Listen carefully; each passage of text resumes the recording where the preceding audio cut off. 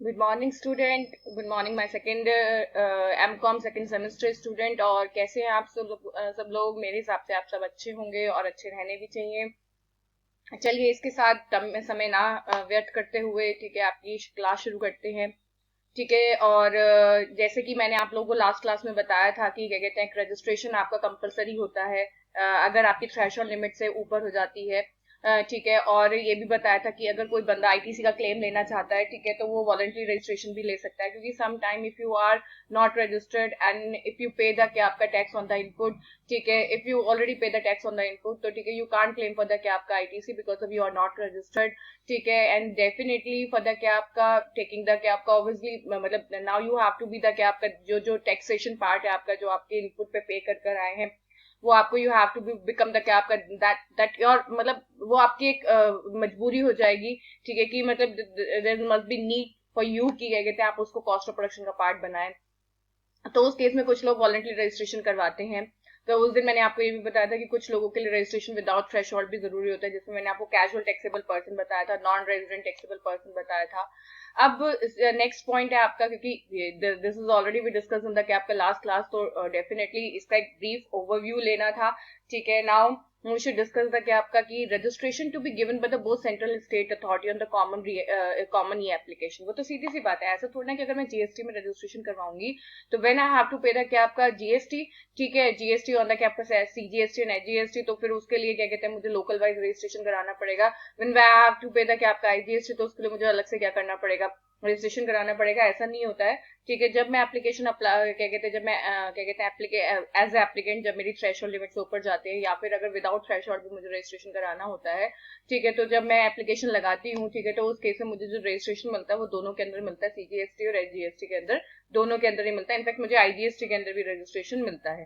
Clear हो गया? वो बात अलग है कि सीजीएसटी एचजीएसटी और आईजीएसटी क्या कहते हैं थ्राइस क्या कहते हैं बिलोंग मतलब बिलोंग टू क्या आपका डिफरेंट डिफरेंट क्या आपका एक्ट। सीजीएसटी अलग है, एलजीएसटी अलग है, आईजीएसटी अलग है, यूटीजीएसटी अलग है, बट स्टिल अगर मैं एप्लीकेशन लगाती हूँ तो मुझे सबके लिए सबका एक ही में रजिस्ट्रेशन मिलता है।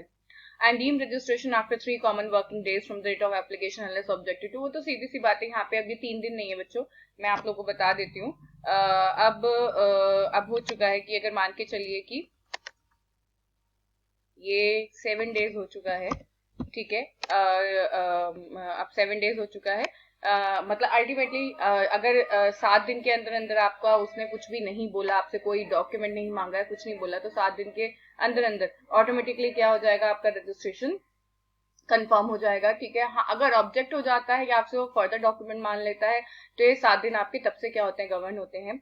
And self certified amendment except for the certain court fields, वो तो सीधी सी बात है। देखिए सीधी सी बात है, सेल्फ सर्विस अमेंडमेंट इन्होंने बोला कि अगर मान के चलिए कि जैसे अब ये 2017 में आया था, उसके बाद an number of amendment is came into force in the कि आपका जीएसटी, तो ऑटोमेटिकली वो तो आप लोगों को ऑटोमेटिकली क्या करने पड़ेंगे, फॉलो करने पड़ेंगे। ऐसा नहीं है कि आप जब चाहें तब आप अमेंडमेंट को फॉलो करेंगे, या आपको बताया जाएगा कि this is this amendment for you and this is not for you.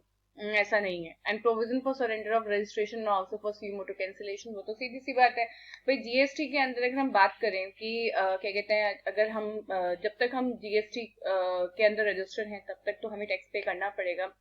if you want to be कि लाइक कि अब हम नहीं कंटिन्यू करना चाहते हैं and we have to be क्या आपका रजिस्टर सरेंडर अवर रजिस्ट्रेशन, ठीक है, तो उस केस में हम सरेंडर के लिए जो प्रोविजन बने हुए हैं जीएसटी के अंदर वो हमें फॉलो करने पड़ेंगे।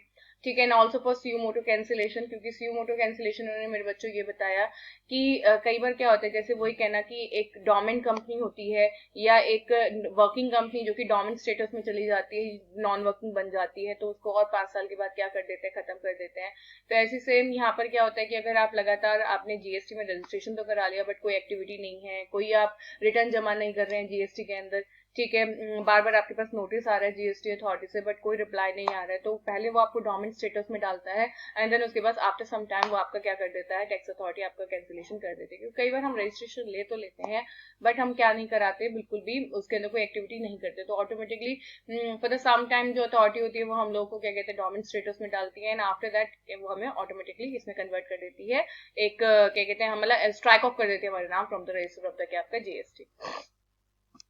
इसके बाद है आपका रिटर्न। सीधी सी बात है, वो तो देखिए रिटर्न एक ऐसी चीज होती है जिसके अंदर आप लोगों ने जो टैक्स पे किया जितना आपने आईटीसी लिया, ठीक है, आईटीसी का क्रॉस वेरिफिकेशन, ये सब आपका रिटर्न में क्या करना पड़ता है, आपको शो करना पड़ता है, क्योंकि उसी के बेस पर आप नेक्स्ट ईयर में आपका जो आईटीसी या तो पेंडिंग रह गया था, जो आपको रिफंड नहीं मिला, या फिर आपने क्या कहते हैं आपको जैसे वो क्या ना, अगर हम डायरेक्ट टैक्स की बात करें, आपको पता है कि अगर हम रिटर्न फाइल ना करें, अगर मान के चलिए पीजीबीपी हेड में, कैपिटल गेन में, या फिर क्या कहते हैं अदर सोर्स के loss and maintaining horse race में, क्या कहते हैं अगर लॉस है और वी वांट टू कि क्या कहते हैं हमारे लॉस नेक्स्ट ईयर भी क्या हो, कैरी फॉरवर्ड हो, और नेक्स्ट ईयर भी हमारा क्या हो, सेट ऑफ हो, तो उस केस में अंटिल अनलेस आप रिटर्न फाइल नहीं करेंगे तो क्या कहते हैं आप उस लॉस को क्या नहीं कर सकते हैं, सेट ऑफ नहीं करा सकते हैं।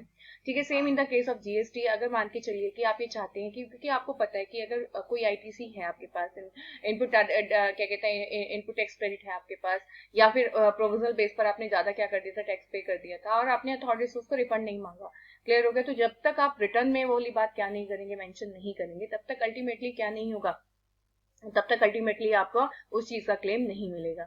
तो नॉर्मल टैक्स पेयर तो वही जो नॉर्मल जीएसटी में क्या लेते हैं, आपका रजिस्ट्रेशन लेते हैं। कंपोजिशन टैक्स पेयर के लिए तो मैंडेटरी हो जाता है रिटर्न फाइल करना, क्योंकि वही उस बात का प्रमाण होता है कि आप कंपोजिशन लेवी के अंदर हैं, और इस रिटर्न से पता चलता है कि आपने किसी भी चीज पर आईटीसी तो क्लेम नहीं किया, क्योंकि composition tax payer ITC claim नहीं कर सकता है, उसको साफ साफ प्रोहिबिशन हो रखा है। कैजुअल टैक्स पेयर मैंने आप लोगों को बताया था कि जो कभी कभार मोटी ट्रांजेक्शन करता है, बट कभी कभार करता है, वो रोज रोज नहीं करता। कैजुअल टैक्स पेयर मोस्टली वो लोग होते हैं जो अल्टीमेटली सीजनल फैक्ट्री चलाते हैं, जैसे अगर हम बात करें शुगर फैक्ट्री एंड ऑल, ठीक है, जिनकी क्या कहते हैं 3-4 महीने पूरे साल में फैक्ट्री चलती है, इसके अलावा उनकी कोई फैक्ट्री नहीं चलती है। इसके अलावा नॉन रेजिडेंट टैक्स पे मैंने आपको बताया था कि जो बाहर से एग्जीबिशन वगैरह में क्या कहते हैं अपना सामान बेचने के लिए आते हैं, ट्रेड फेयर वगैरह में, या फिर क्या कहते हैं किसी भी चीज का प्रमोशन, जैसे तिब्बती, आप लोगों के लिए बहुत सुपर एग्जाम्पल मैं दे देती हूँ, तिब्बती आप लोग जानते हैं, इसमें कुछ कुछ नेपाली भी हैं, ठीक है, कुछ तिब्बती भी हैं, कुछ चाइनीज भी हैं, तो वो लोग अपना सामान यहाँ पर बेचने आते हैं, ठीक है, तो उस केस में उन लोगों को क्या कराना पड़ता है, आपका रजिस्ट्रेशन कराना पड़ता है, और ये registration valid for 90 days, 90 days के बाद या तो एक्सटेंशन लें, वरना ये ऑटोमेटिकली आपका खत्म हो जाएगा। टीडीएस डिडक्टर, सीधी सी बात है, जीएसटी के अंदर भी कौन होते हैं आपके टीडीएस डिडक्टर होते हैं, जिन्होंने आपका क्या किया, टैक्स पहले से ही काट लिया, ठीक है। इनपुट सर्विस डिस्ट्रीब्यूटर मैंने आपको बताया था कि जो बिजनेस फॉर्जरेंस के लिए क्या करता है, सर्विस प्रोवाइड करता है, सर्विस लेता है, to file separate electronic return with the different cut off date. तो हाँ, पर सबके लिए जो कट ऑफ डेट है, किसी के लिए हर महीने उसको क्या करना है, क्या कहते हैं आपका जीएसटी की रिटर्न फाइल करना है, किसी के लिए 3 महीने, किसी के लिए मंथली है, किसी के लिए क्वार्टरली है, किसी के लिए हाफ ईयरली, किसी के लिए एनुअली है।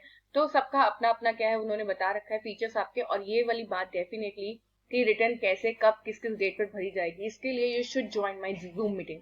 क्योंकि देखिए सीधी सी बात, वीडियो क्लास में, क्योंकि video class we have to क्या आपका launch on the public portal, ठीक है, तो पब्लिक पोर्टल पर आप केवल उतनी बात बताते हैं जितना कि एग्जैक्टली आप लोगों को बतानी होती है, ठीक है। पर्सनली जब आप लोग में से जूम मीटिंग में आएंगे, ठीक है, तो डेफिनेटली आई विल क्या आपका शेयर विद यू क्या आपका द डेट ऑफ द क्या आपका return, and annual return to be file with 31 December following financial. वो तो सीधी सी बात, जैसे हमारे यहाँ होती है ना वो क्या कहते हैं, अगर हम किसकी बात करें, इस कंपनी की एनुअल रिटर्न की बात करें, तो जब एजीएम हो जाती है, whenever the AGM is conducted, तो आफ्टर तक क्या आपका विद इन क्या कहते हैं 30 days when we conduct the क्या आपका एजीएम, तो उसके 30 दिन के अंदर अंदर we have to file the annual return. तो सेम यहाँ पर भी यही है कि फाइनेंशियल ईयर जैसे ही खत्म होता है, and you know very well the financial year is ended on the 31 मार्च, तो 31 मार्च को मान के चलिए कि हम 2021 की बात करें, तो अवर फाइनेंशियल ठीक है वॉज एंडेड ऑन द क्या आपका 31 मार्च, तो डेफिनेटली रिगार्डिंग द क्या आपका जो कि 1 अप्रैल टू 31 मार्च हुआ, इज इन क्या आपका 2020 1 अप्रैल टू क्या आपका